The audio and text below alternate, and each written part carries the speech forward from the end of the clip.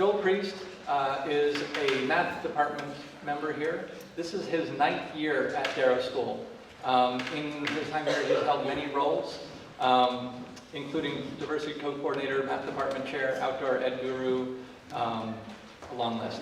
This is, however, his first public address of this sort. So let's make him welcome.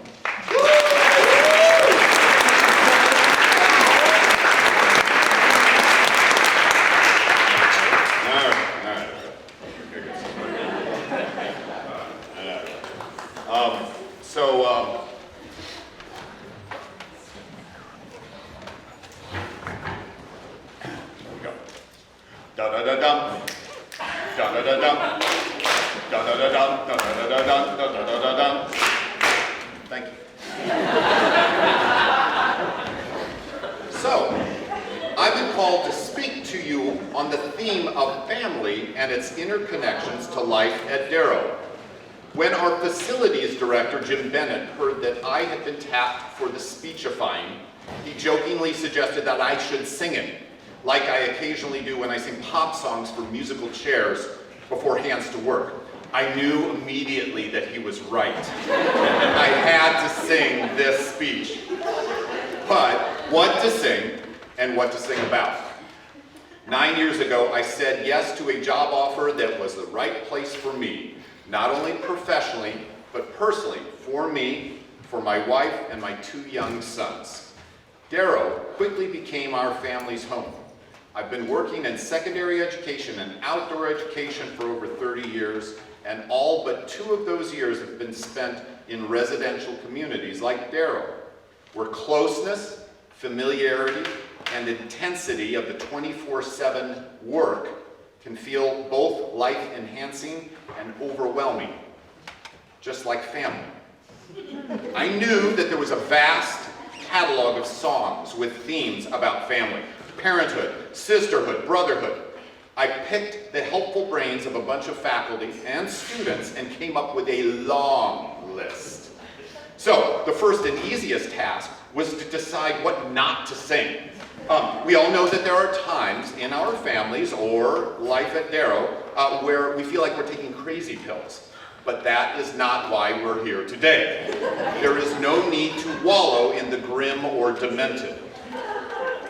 But just to give you a frame of reference of how dark and twisted we will not go, I've got a short selection of rejected songs from the roster.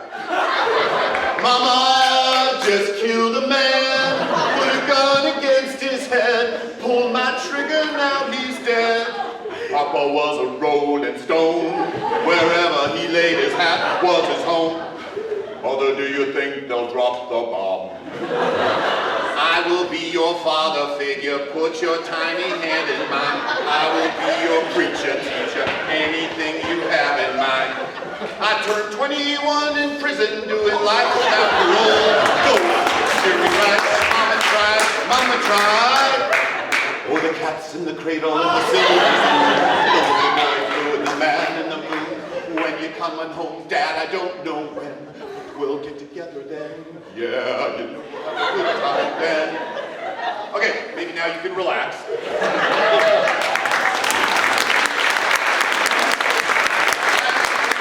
I, for one, right here, I would rather focus on the actions and emotions that celebrate what goes right in families, and by extension, what goes right at Darrow. So, here's some essential snippets, not the whole song, of a few crucial songs. I call this the Darrow family in song. So, they're creepy and they're kooky, mysterious and spooky. They're all together ooky, the Addams family. The house is a museum. When people come to see them, they really are a scream. The Addams family. Da da da dum, da da da dum, da da da dum, da da da dum, da da da dum. So, why the theme song from the 1960s TV show, The Addams Family? Well, like the song says, our house really is a museum. But that's just the beginning. If you don't recognize the song or the show, I won't try to explain the strangeness of characters like Cousin It, Thing, Morticia, or Uncle Fester. Suffice to say that one family's normal is another family's quirky, and another family's bizarro. Darrow has its own cast of characters that some people might judge as odd, such as a student who dreams of a long-term relationship with the Toyota Scion limited edition, while another student has a crush on the periodic table of elements. There is a student who has memorized the birthdays, every single one, well, nearly everyone in the entire school, while another student drives virtual Mercedes buses for fun. Then there's the faculty member who dresses like Pikachu, while another faculty member serves homemade cupcakes to the opposing lacrosse team. We have K-pop experts, jam band bass players who recite the digits of pi, crooners of Chinese love ballads, male models, breastfeeders, archaeologists and primatologists, sustainable farmers and pesto pushers, pathological punsters, and placented time bombs.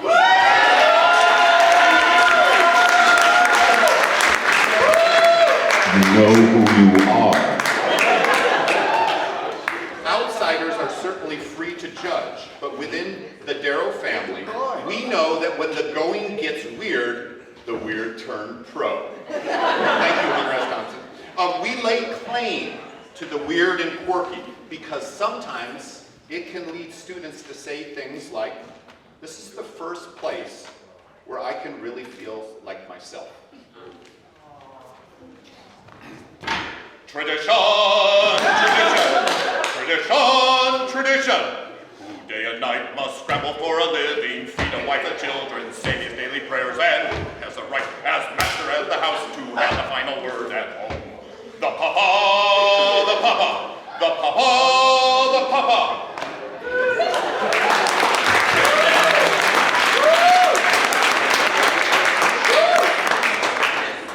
This song, of course, is from the wonderful musical Fiddler on the Roof, about life in a Russian Jewish settlement in the time of the Tsars.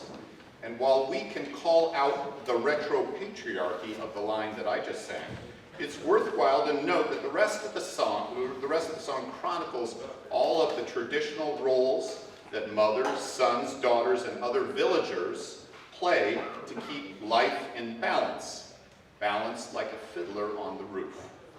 Darrow has a hefty list of traditions that balance our lives. Some more recent, some from the school's founding back in 1932. These include spring term, participating in competitive team sports, Maple Fest, Tuesday community dinner, Friday morning meeting in the tannery, graduations and convocations in the tannery, kind of like right now, and the Hands to Work program. And if you look at the common thread of all of them, it is that they strengthen the community as a whole. Our academic program serves the needs of the individual learners. But our traditions serve everyone.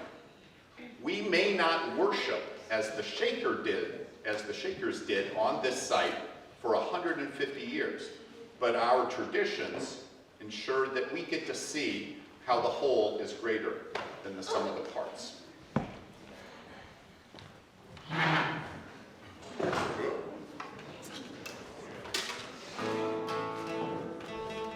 We are family.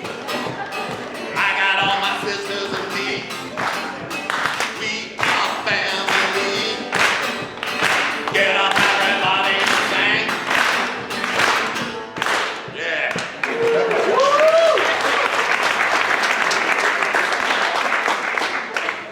Yeah, that was a no-brainer. We had to do that one. Joy, togetherness, faith, and group singing. This is the anthem for every family reunion. Thank you, Sister Sledge. Yes, and I do want to take issue with one line of the song that I didn't sing that I don't think belongs. It's in the second verse when the sisters sing, and our goal it's in sight. We don't get depressed. We don't get depressed. Well, that's great, but what about those of us who do? Does that mean that we don't fit into the model of family joy, togetherness, and empowerment that the song upholds? I shouldn't read too much into Sister Sledge's opinions on mental health, but I know that every school, including Darrow, has members, both students and staff, that struggle with many variations of depression and anxiety. These issues may be mild or severe, but they are all too often faced alone because of our stigmas about mental illness. So I am so deeply moved and grateful for those members who have shared their stories and coping skills with others in the community. Their courage and perspective is every bit as valuable as the contributions of the star athlete, the intellectual powerhouse, or the class clown.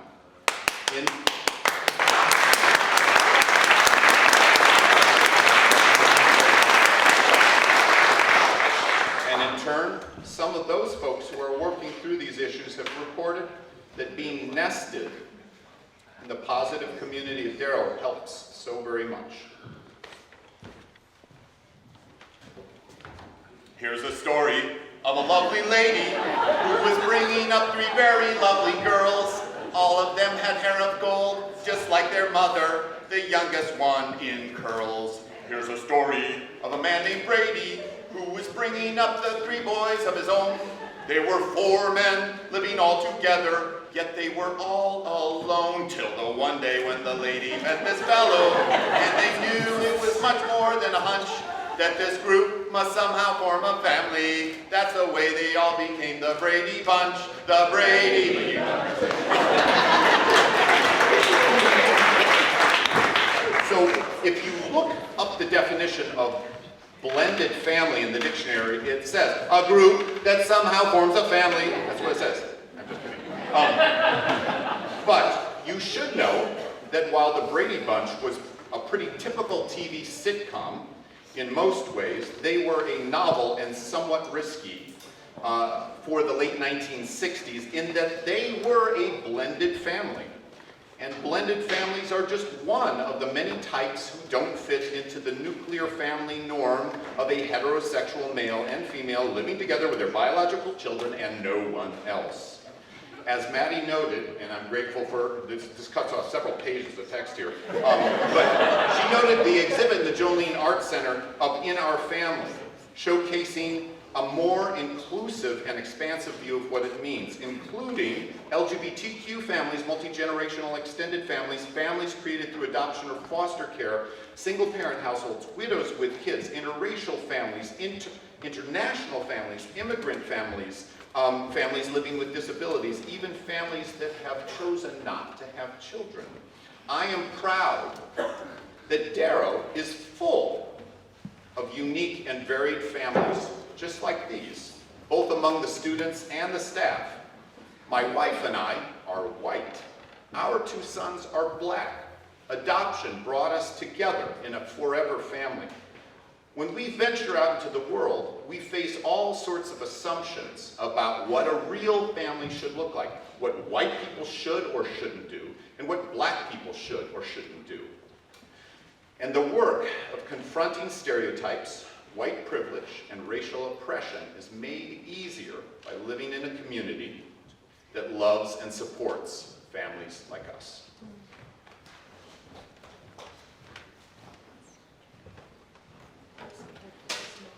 All right, don't miss this one.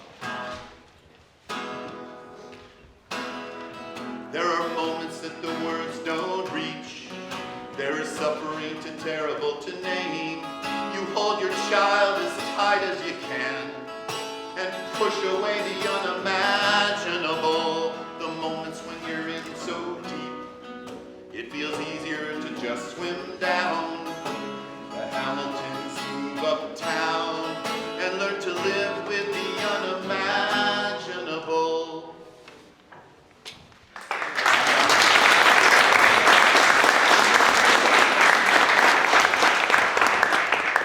Okay, just curious.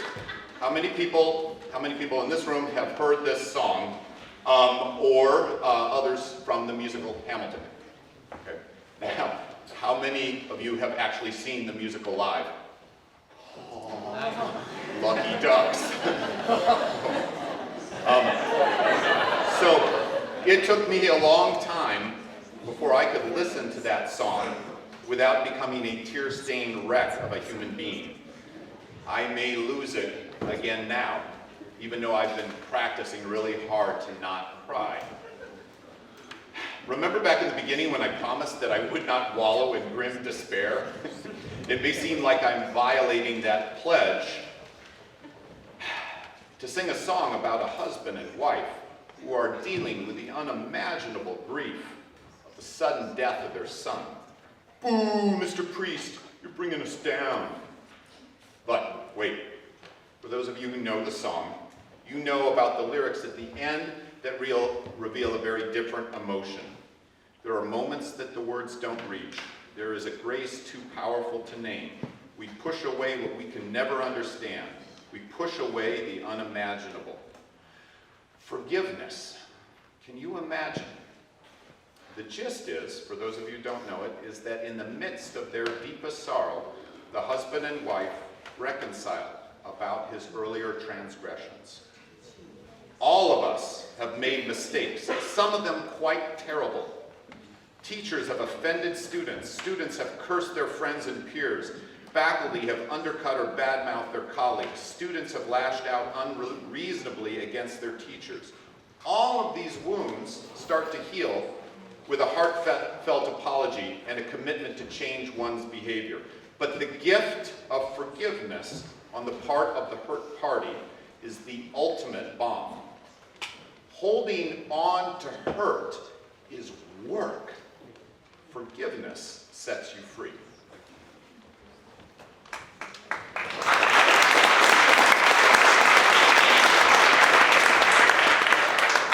apologize ahead of time. This is a vocal stretch for me.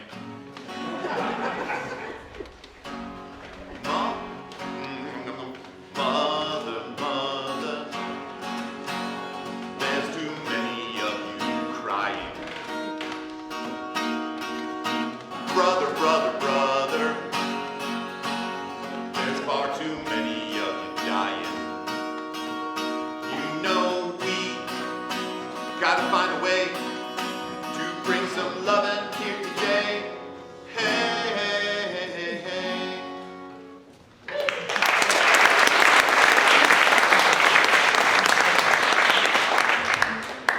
What's going on? Marvin Gaye chose to record this song in 1971 as a way of witnessing incidents of police brutality and protests against the Vietnam War. He rejected the advice of famed Motown producer Berry Gordy, who said that the song was too political to appreciate. History shows that Marvin made the right call. Turbulent times creates moving art. Turbulent times, like ours now, also call us to remember the second verse of What's Going On, when Marvin sings that only love can conquer hate. One last story.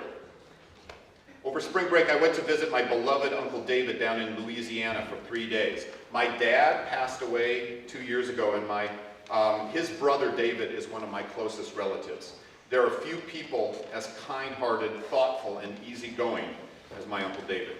He is also as conservative as I am liberal. He was the first Trump supporter that I spoke to at length since the election. After 2 days of reminiscing and laughing and singing, and we like to sing in our family, and not talking politics at all, we gently stepped into a conversation about what worried us about America. Uncle David spoke of his fear of terrorism by Muslim extremists and his desire for the average guy to get good-paying jobs like he had when he was young. I shared that I was worried that my black sons won't get the same courteous treatment by law enforcement that I get as a white man. I wondered what it would take to reduce the racial bias in policing, as well as other aspects of American life. While he agreed about some things, his biggest reaction was, well, Joel, I guess I just don't have a dog in this fight. And I paused and I said, yes, you do, Uncle David. Your nephew has 2 black sons who you love and you care about. And you have 3 black great-grandchildren. You definitely have dogs in this fight. Uncle David smiled and laughed and said, I guess you're right. I do have a dog in this fight. The whole conversation made me feel the most hopeful and grounded that I'd felt since the election. While I strongly resist the policies and the direction of this current administration, I will not stop looking for openings to listen and share and build bridges when possible with those I disagree with, like my Uncle David. Difficult conversations like that. Difficult conversations like that have the possibility of big breakthroughs. Like Marvin Gaye said, only love will conquer hate. And love will only happen when one listens with understanding. So again, why sing about families in Darrow? In order to recognize and embrace the joy of the quirky and weird, the power of community of Darrow's traditions, the courage and perspective of those who struggle with mental or emotional health issues, the inclusivity of all our families, the unimaginable grace of forgiveness, and the breakthrough possibilities in difficult conversations. I am grateful for being part of the Darrow family. Thank you.